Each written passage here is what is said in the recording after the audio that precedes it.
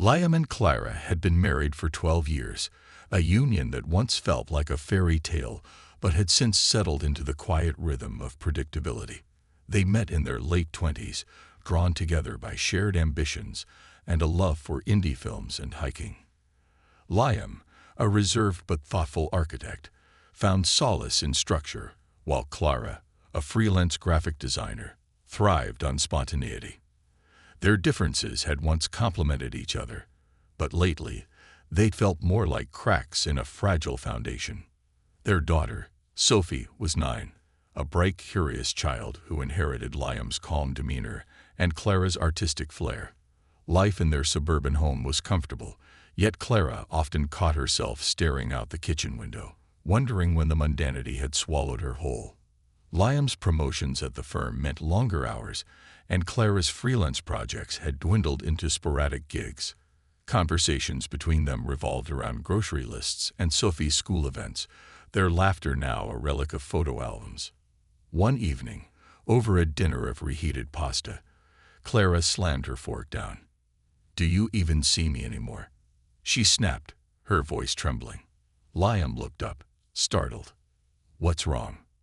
"Everything," she said, gesturing to the cluttered living room. "We're stuck in this loop.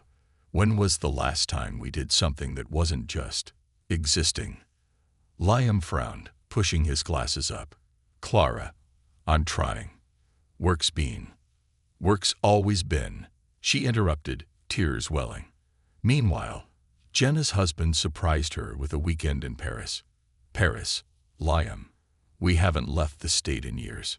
He sighed, running a hand through his thinning hair. "We'll plan something. I promise." But promises, Clara thought, were just words to fill the silence. The invitation arrived 2 weeks later, a glossy evite for a rooftop party hosted by Oliver, Liam's college roommate. Oliver, the eternal bachelor, had recently sold his tech startup and was celebrating with an epic soiree. Liam hesitated. He'd never been one for crowds. But Clara's eyes lit up. "We're going," she declared, and for the first time in months, Liam saw a flicker of the woman he'd fallen for. The night of the party, Clara slipped into a crimson dress she hadn't worn since their anniversary 5 years ago. Liam fumbled with his tie, admiring her. "You look beautiful," he said softly. She smiled, but it didn't reach her eyes. Oliver's penthouse was a glittering maze of strangers and champagne towers. Clara clung to Liam at first, but as the night wore on, she drifted toward the balcony, drawn by the city lights. That's where Oliver found her. "Clara Hart," he said, grinning, still stealing the spotlight. "I see." She laughed, but there was an edge to it. "You've done well for yourself." "Luck and timing," he shrugged, leaning beside her. "Unlike Liam, always the steady one." The comment needled her. "Steady isn't always enough." Oliver raised an eyebrow. "Spoken like someone who's bored." The music swelled inside, and he offered his hand. "Dance with me." Clara hesitated, then took it. Liam, meanwhile, nursed a beer in a corner, watching Clara laugh with Oliver. His chest tightened. He'd never learned to navigate these scenes, Oliver's world of effortless charm and reckless spending. When Clara twirled under the fairy lights, her head thrown back in laughter, Liam felt like a ghost in his own life. By midnight, he was dizzy from the noise. He texted Clara, "Heading out for air. Meet you at the car." She didn't reply. Oliver's bedroom was quieter, the bass from the party a distant thrum. Clara sat on the edge of the bed, her heels discarded. "This was fun," she said, but her voice wavered. Oliver sat beside her. "You don't have to go back to the same old routine." His hand brushed hers, and she didn't pull away. "What if I want more?" she whispered. He kissed her, a slow, deliberate thing that tasted like rebellion. Clara's guilt surfaced briefly, but it drowned in the rush of feeling wanted again. When Liam finally found her, she was adjusting her earring in the hallway mirror, her cheeks flushed. "Ready to go?" he asked. She nodded, avoiding his gaze. The drive home was silent. Liam wanted to ask, "Who were you with?" Instead, he said, "Sophie's recital is tomorrow." Clara stared out the window. "I know." The weeks that followed the party were a blur of stilted conversations and unspoken accusations. Liam buried himself in work, sketching blueprints late into the night while Clara stayed out longer, citing client meetings that never appeared on her calendar. Sophie noticed the tension. Her once chipper questions about family movie nights met with clipped replies. One afternoon, while sorting laundry, Liam found a receipt in Clara's coat pocket, a $300 charge from a boutique hotel downtown, dated the night of Oliver's party. His hand shook as he confronted her. "What is this?" he demanded, holding up the slip. Clara paled but held his gaze. "A mistake. It's not mine." "Don't lie to me," he said, his voice cracking. She turned away, her silence louder than any confession. Oliver's texts began flooding Clara's phone. Playful emojis, late-night thinking-of-you notes. Each ping felt like a grenade. She told herself it was just a fling, a temporary escape from the suffocating predictability of her marriage. But when Oliver invited her to a gallery opening, she said yes. They met in a dimly lit wine bar afterward. Oliver traced circles on her wrist. "You deserve more than leftovers, Clara."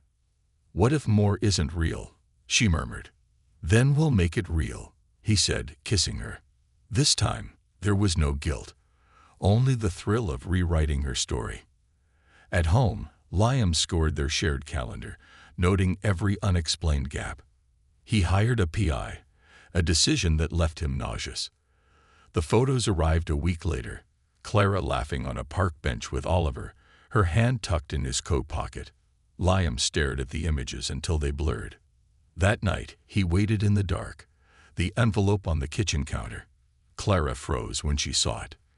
"Is this why you've been so distant?" she asked, her voice icy.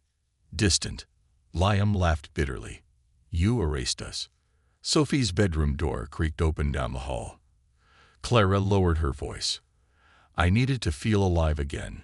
You stopped trying. And you stopped choosing me," he shot back. The divorce papers came swiftly.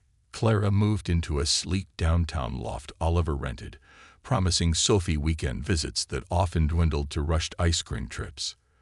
The girls' drawings piled up on Liam's fridge. Stick figures of 3 people, one always scribbled out. Oliver's enthusiasm waned as quickly as it began. He missed dates, canceled dinners, and rolled his eyes when Clara mentioned Sophie. "Kids cramp the vibe," he said once, tossing back a martini. One rainy evening, Clara showed up unannounced at Liam's doorstep, her hair plastered to her face. "Can I come in?" He blocked the doorway. "Why?" I miss her. I miss you." Liam's jaw tightened. "You don't get to miss us after throwing us away." Months later, Clara sat alone in her half-empty loft, scrolling through old photos of Sophie's birthdays and Christmases. Oliver had ghosted her after a fight about clinginess. She dialed Liam's number, her breath shallow. "Sophie's recital is next week," she said. "Maybe we could all go together, like before." Silence. Then Liam's voice, steady and final. "She's moved on. You should too." The click of the line disconnecting echoed in her ears. At Sophie's recital, Clara lingered in the back, watching her daughter beam at Liam from the stage. When their eyes met, Sophie's smile faltered. Clara left before the applause faded. Liam rebuilt slowly. Weekends were spent teaching Sophie to sketch, her laughter filling the hollow spaces. One evening, as they painted her bedroom walls sunset orange, she asked, "Does Mom hate us?" He knelt, wiping a smudge from her cheek. "No, kiddo. She just forgot how to love us right." Clara, meanwhile, drifted through dating apps and empty flings, chasing the high she'd mistaken for happiness. But the men were echoes of Oliver, charming, transient, allergic to permanence. On a frosty December morning, she stood outside Liam's house, watching smoke curl from the chimney. Sophie's mittened hand waved from the window before disappearing. Clara turned away, the weight of her choices settling like snow, cold, unyielding, and hers alone to carry. In the end, the echoes of What If drowned her, while Liam learned to find music in the quiet.